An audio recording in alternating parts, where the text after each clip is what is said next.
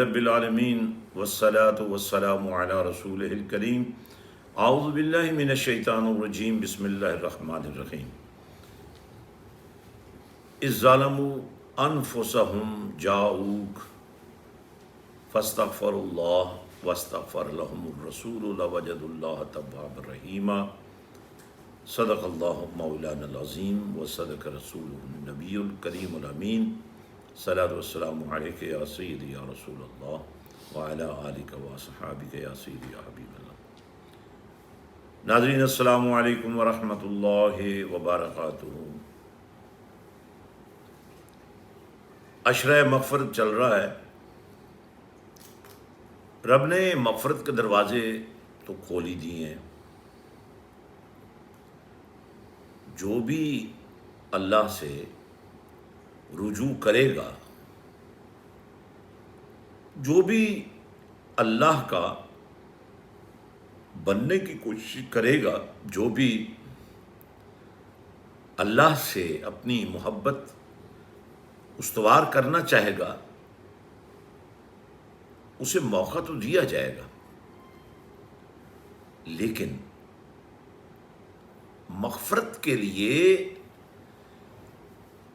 جس رستے کو پروردگار نے انتخاب فرمایا ہے، جس ذریعے کو اپنی بارگاہ میں پہنچنے کا طریقہ کار پسند فرمایا ہے، اسی حوالے سے آج گفتگو کرتے ہیں، قرآن سے پوچھتے ہیں اللہ کی بارگاہ میں پیش ہونے کا طریقہ کیا ہے۔ اللہ فرماتا ہے پیارے حبیب صلی اللہ علیہ وسلم، آپ یہ ترتیب بھی ان کو سکھا دیں اور یہ تربیت بھی ان کی کر دیں کہ میں معاف کرتا ہوں، میں مغفرت عطا کرتا ہوں، میں گناہوں پر لکیریں پھیرتا ہوں، لیکن اگر طریقہ کار یہ ہو جو میں نے قرآن میں عطا کیا ہے، تو پھر اس میں گنجائش نہیں رہتی کہ کوئی بھی میری عطا کردہ مغفرت سے محروم رہ جائے۔ وَلَوْ أَنَّهُمْ إِذ ظَلَمُوا أَنفُسَهُمْ جَاءُوكَ۔ اے پیارے حبیب صلی اللہ علیہ وسلم، ہم نے آپ کی ذات کو ایک ایسا محور و مرکز بنا دیا ہے، ہماری محبت کی، ہمارے پیار کی، ہماری چاہت کی،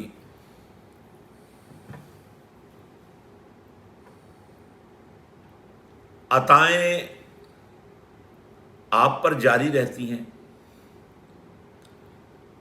کبھی درود کی شکل میں اور کبھی اپنے پاس بلا کر سلام کے نور کے ساتھ، سلامتی کے انعام کے ساتھ، اور آپ کو بھی ہم نے جو سٹیٹس دیا ہے، وَمَا أَرْسَلْنَاكَ إِلَّا رَحْمَةً لِلْعَالَمِينَ، جو آپ کو بنایا ہے۔ پوچھنے والے پوچھیں گے، سوال کریں گے، لیکن آپ کی ذات کو تو ہم نے ہر سوال کا جواب بنا کر بھیجا ہے۔ کسی نان مسلم نے یہ بات کہی تھی کہ محمد رسول اللہ صلی اللہ علیہ وسلم کا کلمہ پڑھنے والوں، تمہارے پاس تو اس کے علاوہ کوئی چارہ کار ہی نہیں ہے کہ تم اپنے نبی کی تعریفیں کرتے ہی چلے جاؤ، لیکن یہ تو بتاؤ، یہ کوڑوں کی سزا، یہ ہاتھ کاٹنے کی سزا، کیا اس کا رحمت للعالمین کے دائرے میں آنا نظر آتا ہے، بنتا ہے؟ اللہ اکبر۔ ناظرین غور فرمائیے، جرم کیا ہے؟ چوری۔ چوری کیا ہے؟ بتائیے، ایک بیوہ ماں نے اپنی معصوم بچی کو اس وقت سے پروان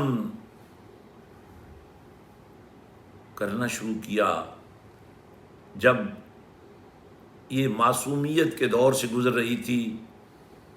اس خاتون کا خامد دنیا سے رخصت ہو گیا، اس کے پاس نہ کوئی وسائل تھے نہ کوئی اس کا ساتھ تھا۔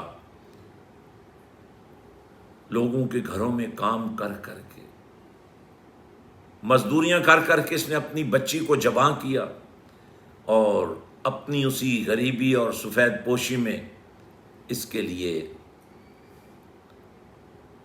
اس کو پیا گھر بھیجنے کے لیے اس کے لیے جہیز کا بندوبست بھی کرتی رہی۔ پھر ایک اندھیری رات میں کوئی آیا اور اس کی جوان معصوم یتیم بیٹی کا جہیز چوری کر کے لے گیا۔ اب بتائیے، جس طرح انسان کے وجود کو کینسر ہو جائے تو جسم کے اس حصے کو کاٹنا ضروری ہو جاتا ہے، بالکل اسی طرح معاشرے کے اندر چوری، ڈکیٹی، ظلم، جبر،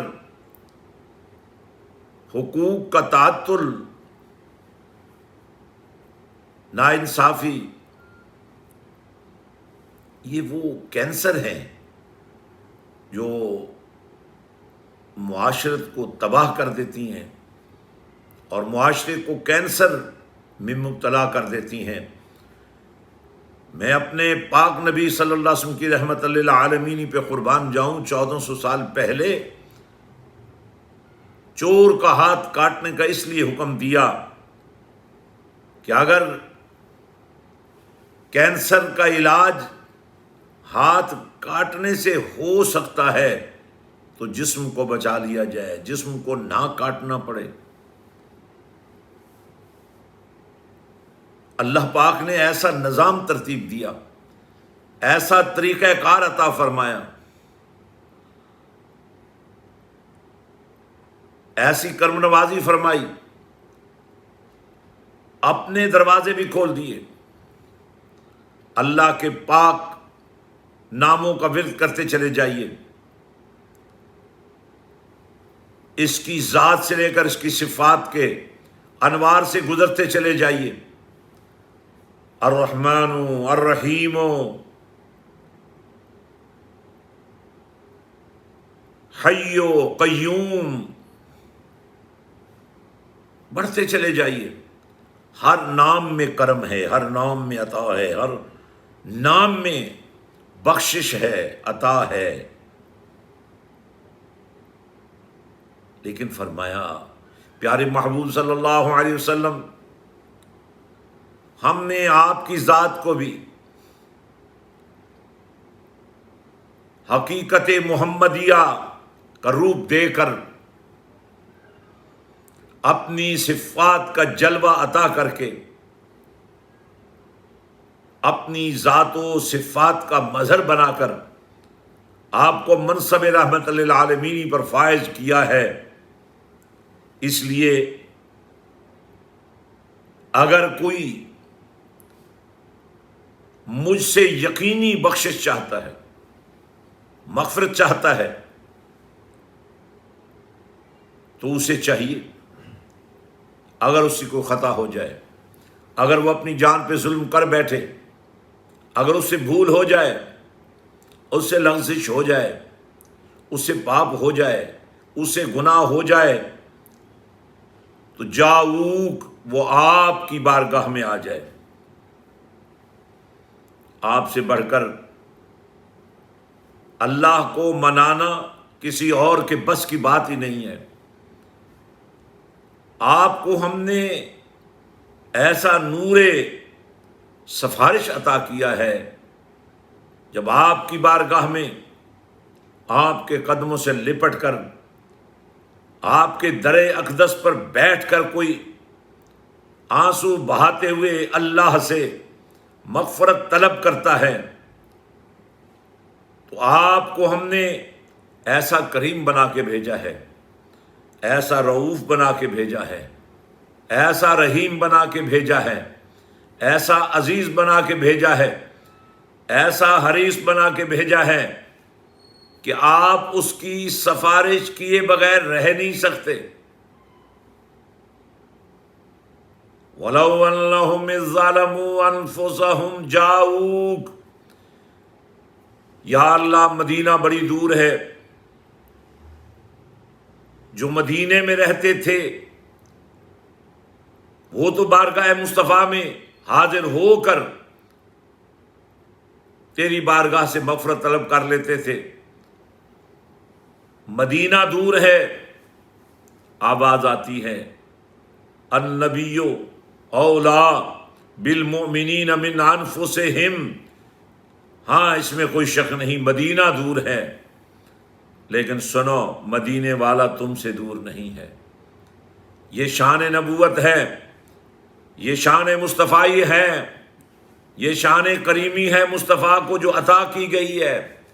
النبی اولا بالمؤمنین من انفسہم، ہو بندہ ایمان، ہو ماننے والا، ہو اللہ کی رضا پہ چلنے والا، ہو مصطفیٰ سے وفا کرنے والا، وجود بھی پاک ہو، روح بھی پاک ہو، دل بھی پاک ہو، یعنی اجلا رہنے والا، پاک صاف رہنے والا، وضو غسل طہارت کے نور سے اپنے آپ کو بہرور کرنے والا، نماز سے اپنی روح کو پاک کرنے والا، عبادت سے بندگی کے تقاضے پورے کرنے والا، اور اللہ کا نام لینے میں ایسی کثرت، یا ایھا الذین آمنوا اذکروا اللہ ذکرا کثیرا وسبحوہ بکرۃ واسیلا۔ لوگ سوال کرتے ہیں کہ سلطان العارفین سلطان باہو نے، شیخ سید عبد القادر جیلانی رضی اللہ تعالی عنہ نے،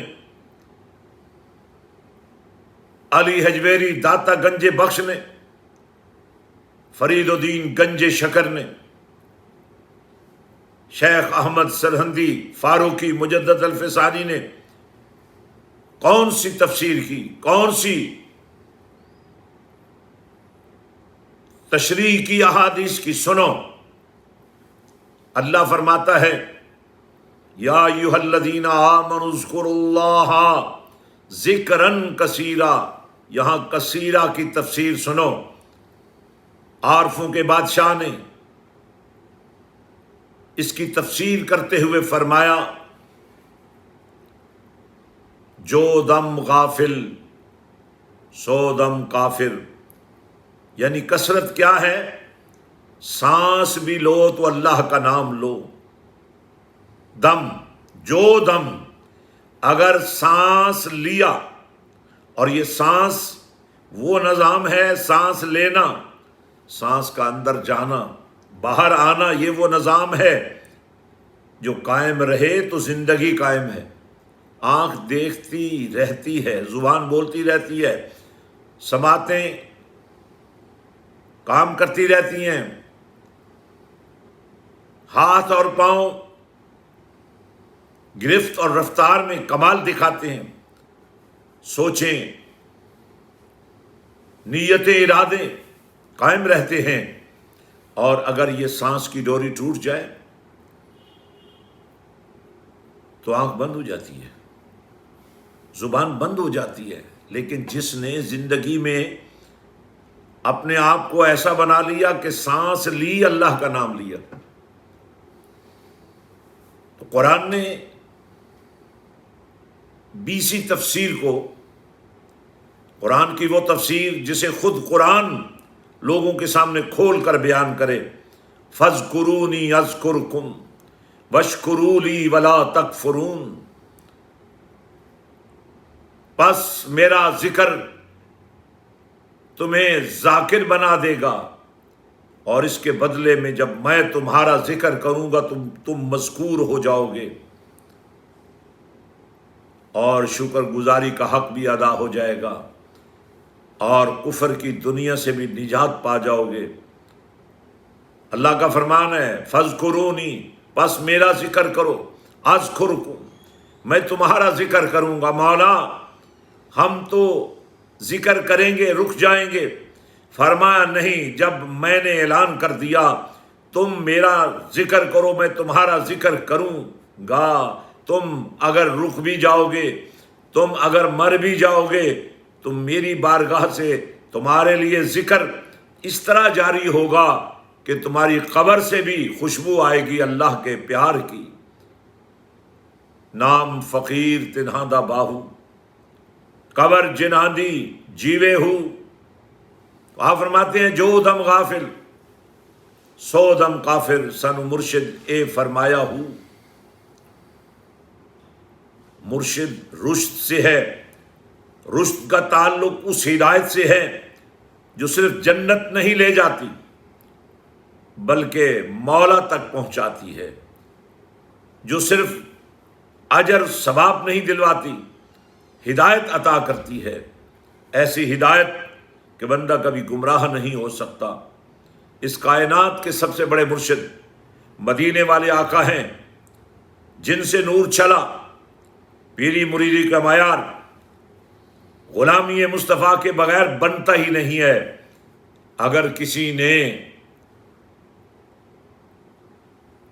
فیضان نبوت کو اپنی زندگی کا اوڑھنا اور بچھونا بنایا، نظام شریعت کو اپنی زندگی کا حسن بنایا، تو پھر اسی شریعت پر عمل کرتے ہوئے جو چراغ جلے گا شریعت کا، اس سے طریقت کی روشنی پھیلے گی، اور اس روشنی سے پھر حقیقت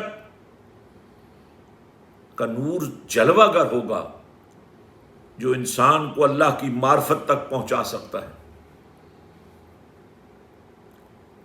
ناظرین، اس پاک پروردگار نے، یہ وہ نظام ہے جو اس نے خود ترتیب دیا ہے، الفاظ کے ہیر پھیر سے،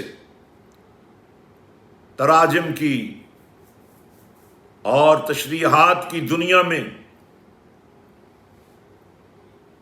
لوگوں کے ساتھ اپنی ذاتی خواہشات کو شیئر کرنے والوں نادانوں،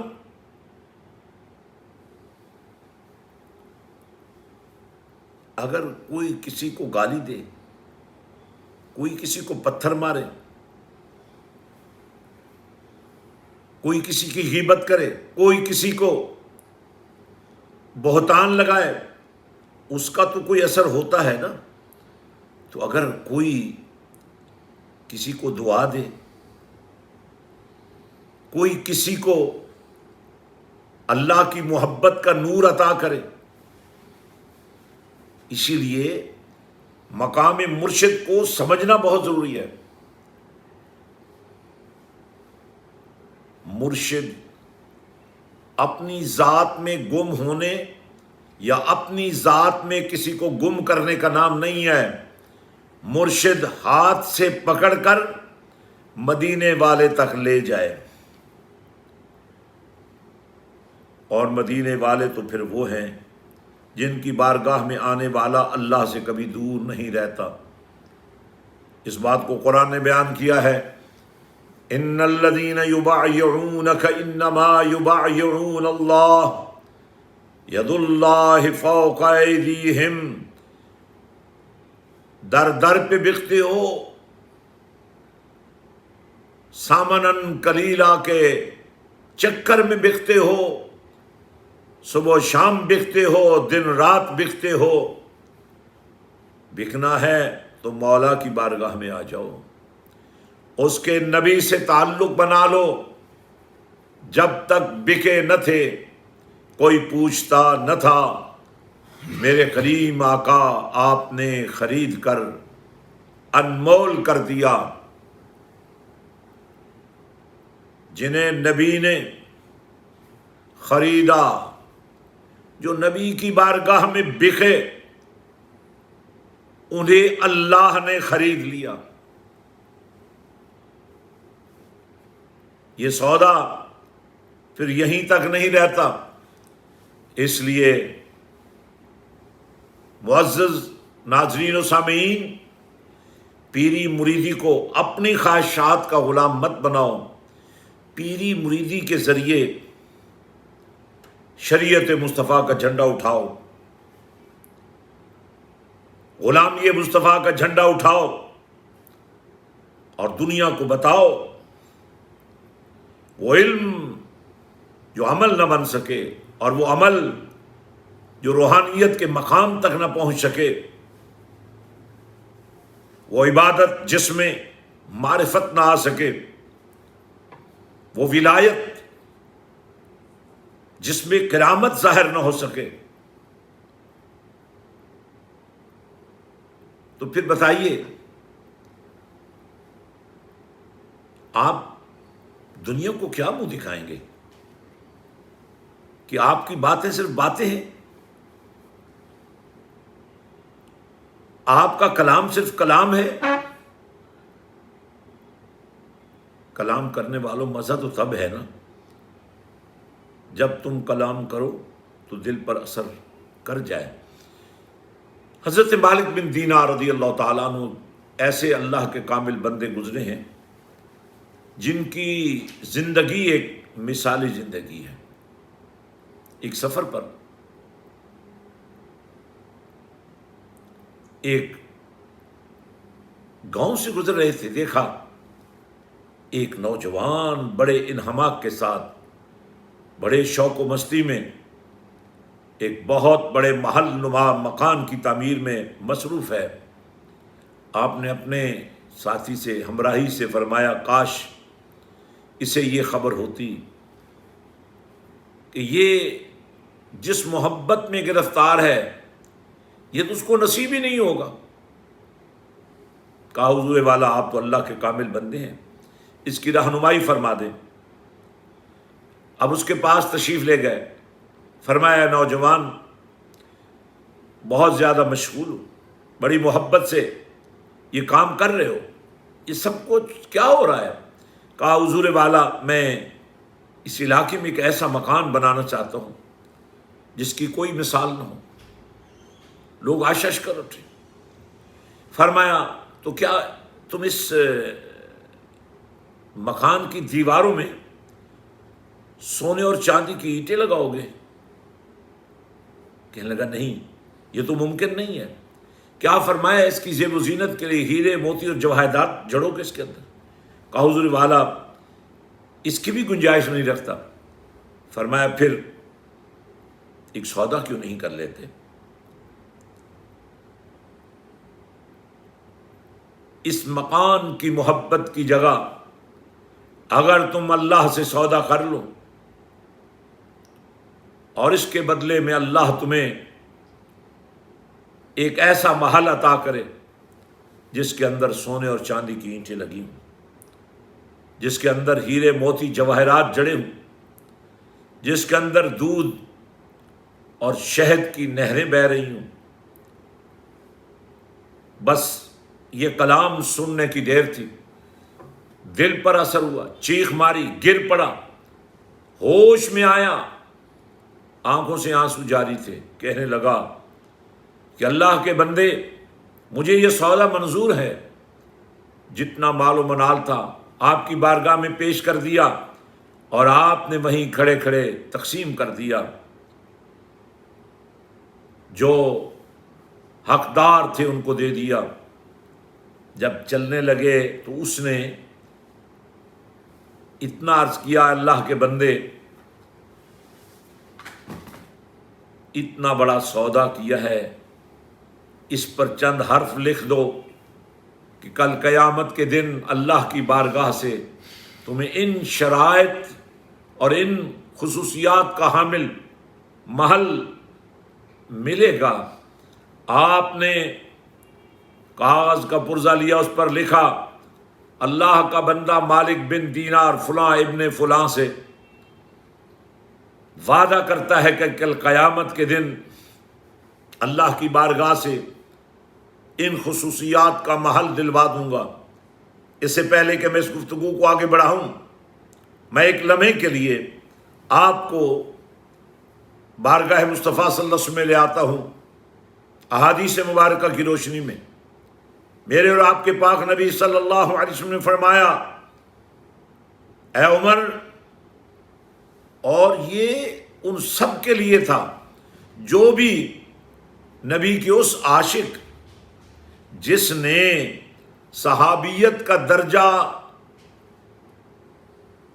حاصل اس لیے نہ کر سکے کہ وہ اپنے نبی کے حکم کے مطابق اپنی بوڑھی ضعیفہ ماں کی خدمت میں لگے رہے۔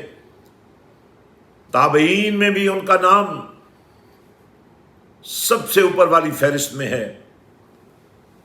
حضرت اویس قرنی رضی اللہ تعالیٰ عنہ، میرے اور آپ کے پاک نبی صلی اللہ علیہ وسلم نے فرمایا، میری امت کا ایک بہت بڑا حصہ اویس قرنی کی دعائے مغفرت کی وجہ سے جنت کا حقدار بنے گا۔ ناظرین، امیر المومنین سیدنا فاروق اعظم رضی اللہ تعالی عنہ نے جب ان کی ملاقات حضرت اویس قرنی رضی اللہ تعالیٰ عنہ سے ہوئی تو ان سے فرمایا کہ میری مغفرت کے لیے دعا کیجئے۔ عرض کیا، آقا آپ امیر المومنین ہیں۔ فرمایا، یہ فرمان مصطفیٰ میں نے اپنے کانوں سے سنا ہے، جس کی مغفرت کی دعا تم کرو گے اللہ اس کی مغفرت قبول فرمائے گا۔ اللہ اکبر۔ تو حضرت اویس قرنی نے ان کے حق میں یہ دعائے مغفرت کی۔ تو آج کہنے والے تو بہت کچھ کہتے ہیں، مگر اصول تو اصول ہیں، قواعد و ضوابط تو قواعد و ضوابط ہیں، اور جو قواعد و ضوابط، جو اصول ایک دفعہ قرآن کے حوالے سے طے ہو گئے، ایک دفعہ فرمان رسول کے حوالے سے طے ہو گئے، تو اب ان کو اپنی تشریح پر آپ نہیں لا سکتے، ان کو من وان ایسا ہی تسلیم کرنا پڑے گا۔ حضرت مالک بن دینار چلے گئے اور کچھ عرصے کے بعد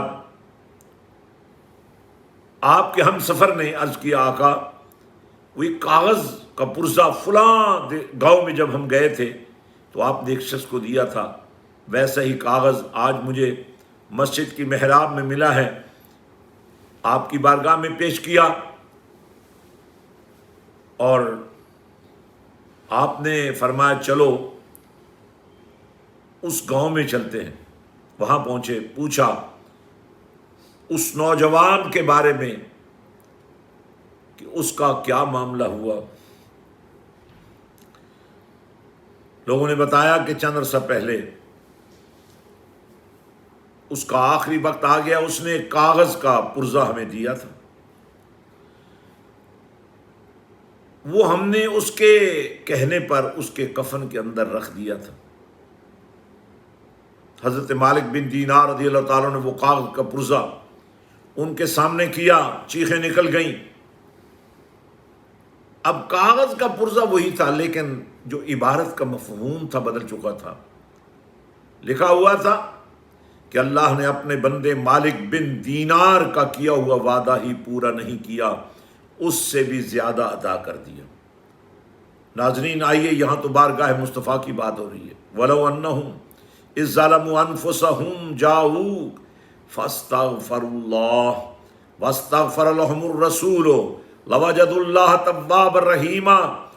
ایک مغفرت وہ ہے جب بھی کوئی مانگے اللہ چاہے تو معاف کر دے، نہ چاہے تو معاف نہ کرے، لیکن جب بندہ ایمان، بندہ مومن، عاشق رسول، وفادار مصطفیٰ بارگاہ مصطفیٰ میں آ کر اللہ سے معافی مانگے اور کملی والا بھی اس کی سفارش کر دے، وَاسْتَغْفَرَ لَهُمُ الرَّسُولُ، اور یہ ممکن نہیں ہے کہ رسول کے سامنے، رسول کی بارگاہ میں کوئی مانگ رہا ہو اللہ سے اور رسول اس کی حالت زار دیکھ کر اس کی سفارش نہ کرے۔ اللہ اکبر۔ ناظرین، یہ عشرہ مغفرت چل رہا ہے، اذکار پر، عادات پر، طریقہ زندگی پر اپنی مرضی کی بجائے خدا کی محبت اور مصطفیٰ کی محبت کا پہرا بٹھا دیجئے۔ کثرت سے قرآن پڑھیے، کثرت سے اذکار کیجئے۔ بڑے سے بڑی بلا، بڑی سے بڑی وبا، بڑی سے بڑی تکلیف سحری کے اوقات میں یا افطاری کی شاموں میں اگر آپ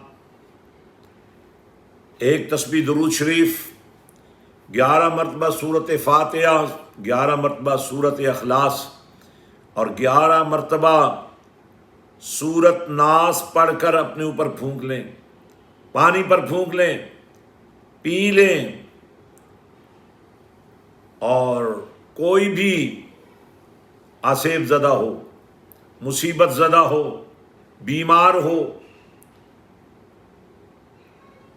کسی سفلی علم میں پکڑا ہوا ہو، انشاءاللہ العزیز صبح و شام اس پانی کو پینے سے صحت پا جائے گا۔ اثرات سفلی علوم کے ختم ہو جائیں گے۔ ناظرین، بڑی ضرورت یہ ہے کہ ہم رمضان کے مہینے کو تربیت کا مہینہ سمجھتے ہوئے، اللہ سے رجوع کرتے ہوئے اس بات کا عہد و پیمان کریں کہ ہم اپنی زندگی کے جو سانس باقی ہیں اللہ کے نام کرتے ہیں، دین مصطفیٰ کی آبرو بچانے کے لیے وقف کرتے ہیں، کبھی نفرت کی بات نہ نکلے، کبھی غصہ نہ آئے، کبھی یہ خواہش نہ ہو کہ مجھے ملے، یہ چاہت ہو کہ مولا جو میں چاہتا ہوں اس میں لوگوں کو بھی میری چاہت میں حصہ ملتا رہے۔ انشاءاللہ العزیز آخری عشرہ، لیلۃ القدر کی راتیں، نزول قرآن کے لمحات تلاش کرنے کے لیے انشاءاللہ العزیز اس اہتمام کے ساتھ کہ موجودہ حالات میں جو ایک وبا، ایک تکلیف، ایک مصیبت پوری دنیا پہ آئی ہوئی ہے، دنیا کا ساتھ دیتے ہوئے، اپنے اللہ سے رجوع کرتے ہوئے ہم آخری عشرہ مسجد حسین میں گزاریں، کیا کیفیت ہوگی جب آپ اعتکاف بیٹھے ہوں گے۔ آپ بھی آئیں، فیملی کو بھی لائیں، بچوں کو لائیں، بچیوں کو لائیں، نوجوان ساتھیوں کو لائیں۔